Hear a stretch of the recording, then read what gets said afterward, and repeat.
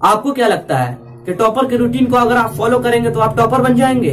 अगर आप ये सोचते होंगे तो बहुत बड़ी गलतफहमी में है। हेलो गाइस, तो कैसे हैं आप लोग? दिस इज अबूबकर और आप देख रहे हैं आपका अपना चैनल बिंज वॉच में आपका स्वागत है। तो दोस्तों, आज मैं टॉपर के रूटीन के बारे में बात करूंगा। मैं बता दूं टॉपर के रूटीन के बारे में कि आप दूसरे का रूटीन को कॉपी ना करें, टॉपर के रूटीन को कॉपी ना करें, फॉलो ना करें, बल्कि अपना रूटीन खुद बनाएं अगर बनाना है तो। क्या वो बंदा जो इस साल टॉपर हुआ है उसे मालूम था कि मैं इस साल का टॉपर बनूंगा? नहीं मालूम है। उसे मालूम था कि मैं टॉपर बनूंगा? नहीं मालूम है।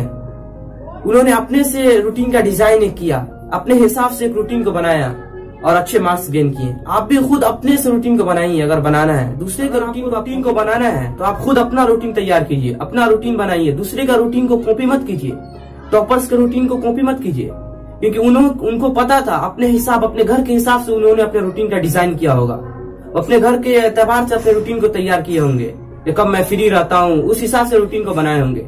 और आपको अपने घर के बारे में अच्छे से मालूम है तो आप अपने घर के हिसाब से रूटीन को बनाइए कि हम किस वक्त फ्री रहते हैं, कब हमें मार्केट जाना है, सारी चीज को देखते हुए आप अपने रूटीन को तैयार कीजिए। दूसरी के मैं आपको बता दूं कि ज्यादातर स्टूडेंट तो ऐसे होते हैं जो ऐसे रूटीन बनाते हैं कि सुबह में मैं उठूंगा 7 AM से 8 AM तक मैं पढ़ूंगा, साइंस पढ़ूंगा, 8 AM से 9 AM तक मैं SST पढ़ूंगा, 9 AM से 10 AM तक मैं मैथ्स पढ़ूंगा, उसके बाद मैं ब्रेकफास्ट करूंगा। ऐसे रूटीन तैयार करते हैं। ये रूटीन मैं कह रहा हूँ कभी फॉलो नहीं होगा। ये रूटीन मैंने भी बनाया था 5 क्लास 6 क्लास में जब था, तो मैं भी इस तरह का रूटीन का डिजाइन किया था, लेकिन कभी फॉलो ही नहीं हुआ। मैं जब 9th क्लास में आया तब मैंने ये रूटीन बनाना ही छोड़ दिया। मैं समझ गया कि ये रूटीन कभी फॉलो हो ही नहीं सकता, ऐसा रूटीन कभी फॉलो नहीं होगा। ऐसा रूटीन अगर आपको कहीं कुछ सामान मार्केट से खरीदना है, फिर आप गए, आपका रूटीन तो खराब हो गया, तो ये रूटीन का कोई फायदा ही नहीं है। ये रूटीन कभी फॉलो हो ही नहीं सकता है। अब आपके दिमाग में एक सवाल हमेशा हंट करता होगा, how to score 95% marks in CBSE board exam, कि कैसे मैं 95% मार्क्स ला सकता हूँ CBSE बोर्ड एग्जाम में। तो मैं आपको एक बेहतरीन तरीका बताता हूँ, बहुत आसान तरीका है।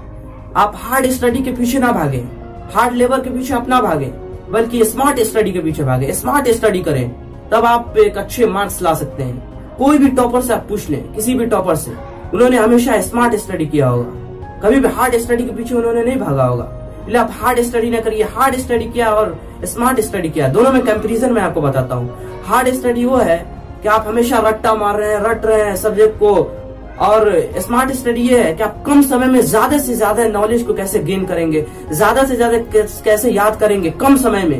ये होता है स्मार्ट स्टडी। हार्ड स्टडी से बेस्ट होता है स्मार्ट स्टडी। बता दूं आपको कि 95% मार्क्स आप बोर्ड एग्जाम में कैसे आसानी से ला सकते हैं। तो मैं बता दूं आपको कि आपके जो कमजोर सब्जेक्ट है, जो स्ट्रॉन्ग सब्जेक्ट है, उस पर ज्यादा ध्यान ना दे, बल्कि जो कमजोर सब्जेक्ट है, जो वीक सब्जेक्ट है, उस पर ज्यादा आप ध्यान दें। आज से आप शुरू कर दें कि जो सब्जेक्ट मेरा वीक है उस पर ज्यादा ध्यान दें, क्योंकि जब भी आप कहीं से घूम फिर के आएंगे, फिर जब घर पे आएंगे तो देखेंगे जो आपके मजबूत सब्जेक्ट होगा, जो स्ट्रांग होगा, जो फेवरेट सब्जेक्ट होगा, उसको पहले आप उठाते हैं, उसको उठा के आप बैठ जाएंगे पढ़ने के लिए। तो आज से वो चेंज कर दीजिए। जो वीक सब्जेक्ट है आपका, जिसमें आपको लगता होगा वाकई ये कमजोर सब्जेक्ट है मेरे लिए, उसको आप आए, उसे उठाए।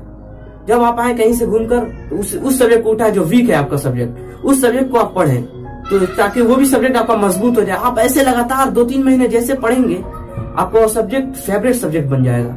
तो आप कमजोर सब्जेक्ट, आपका जो वीक सब्जेक्ट है, उस पर अगर आप ज्यादा ध्यान दे दिए तो आपका वो स्ट्रॉन्ग सब्जेक्ट बन जाएगा और आप आसानी से 95% स्कोर कर सकते हैं। और मैं आपको बेस्ट टाइम बता दूं स्टडी करने का, तो मैं सुबह का टाइम बताऊंगा। मैं जो 4 AM 5 AM का जो टाइम होता है, 4-5 बजे का जो टाइम होता है, उस वक्त जो आप 1-1.5 घंटे दे देंगे ना, तो आपके वो दिन के 3-4 घंटे का मुकाबला नहीं कर सकता। दिन के 3-4 घंटे का मुकाबला कर ही नहीं सकता है वो सुबह के 1-2 घंटे।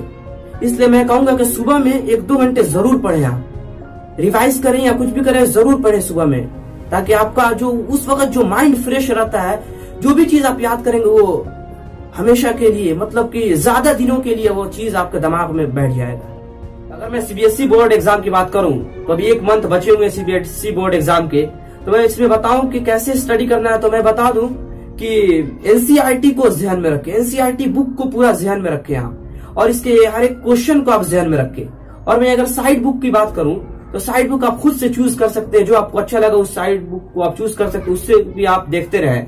और मैं उसी के साथ में बता दूं कि प्रीवियस ईयर क्वेश्चन को आप बनाते रहें। 1 मंथ बच्चे प्रीवियस ईयर क्वेश्चन को बनाते रहें, ताकि आपका प्रैक्टिस हो जाए कि एग्जाम में कैसे क्वेश्चन आएंगे, उससे आपको प्रैक्टिस हो जाए, सैंपल पेपर बनाए और आपका उम्मीद करता हूँ अच्छा मार्क्स आप लेकर आएंगे।